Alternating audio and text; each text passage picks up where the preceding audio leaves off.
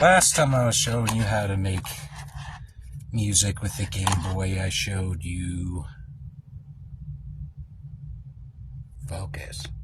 Stepper, which has some MIDI sync options, which sometimes you need little devices like this.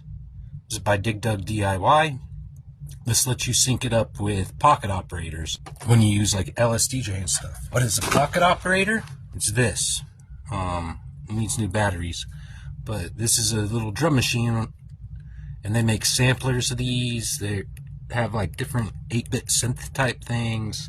They did a Street Fighter edition of their sampler, but that little device helps you sync it up to your Game Boy when you use like LSDJ or whatever else. And I suppose maybe Stepper, which is the only one that's strictly Game Boy Advance that I have for making music. I'm not going to show you. This is all by the same company, Hobby Chop, and they 3D printed these cases. If you look, there's no Game Boy logo, nothing like that. This one called Pounder is a drum machine, and I'm not going to plug it in and show you, but it makes drum sounds, and my idea was to use the audio out here to run into a sampler for those drum sounds. Beep Boop Boombox, another Hobby Chop.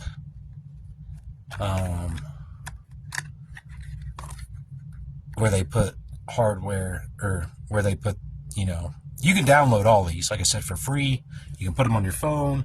You can put it on the flash cards I showed you last time. But this one,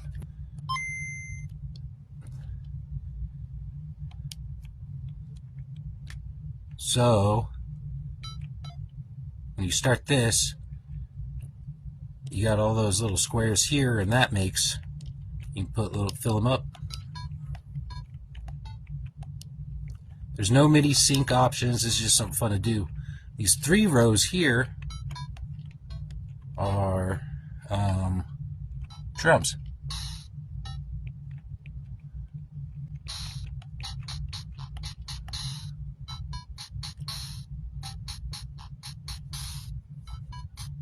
But yeah, it's something you can use. You can sample that, do things with that too.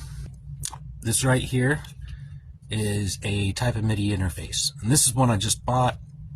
I have not used this yet at all because I still have my old one that I almost forgot about, made by a defunct company called Cat Skull Electronics, and it's essentially the same thing, but it has different inputs and stuff.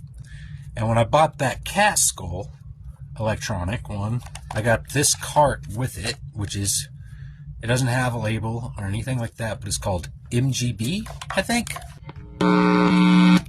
You have 4 channels, and that's your normal 4 channels for your Game Boy. You have 2, I think, pulse, and then 1 triangle wave, and then your noise. I can play this with, I can set the MIDI channel on my keyboard, and I can play that, and I can go in here and kind of change this, change the shape of the wave. I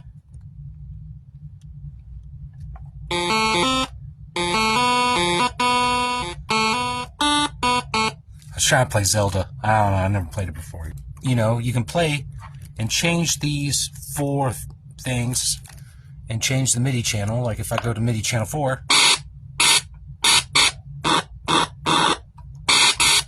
that's your noise channel that they normally make drums out of. If I go to MIDI channel 5, which is, there's no 5 here, you can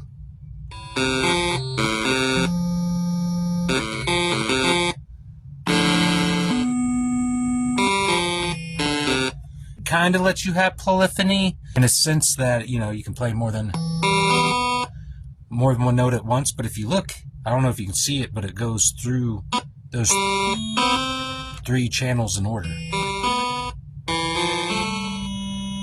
What's cool about having a MIDI keyboard is I can actually record a sequence. I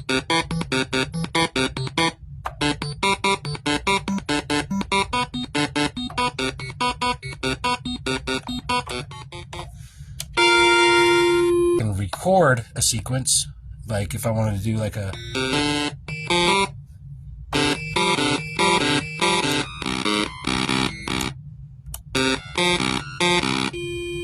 change the speed of it.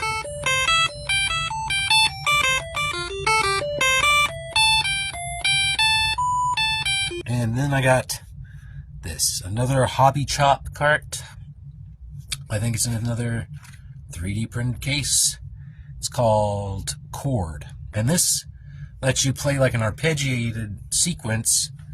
You gotta pick the notes of the chord. You pick the notes of the chord and it like will create an arpeggiator, or I think you can just set it to play chords. This is new to me. I've only messed with this I think once before making this video. Right now it says B, D, F, G, A.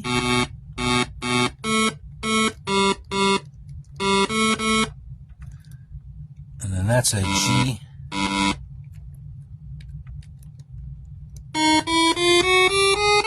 See, I can pick the...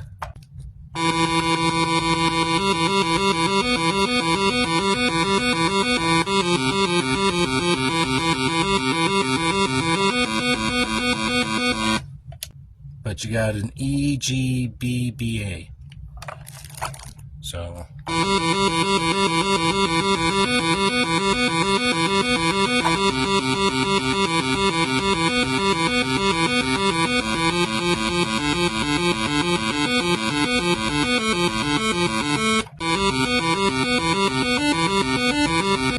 A new cool thing, I don't even have it set to arpeggiator or like a sequence where I can record it and play it back.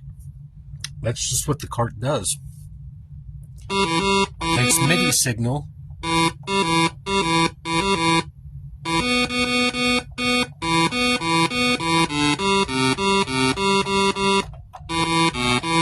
And you can create a chord that this thing will play notes around. So I thought that was kind of cool.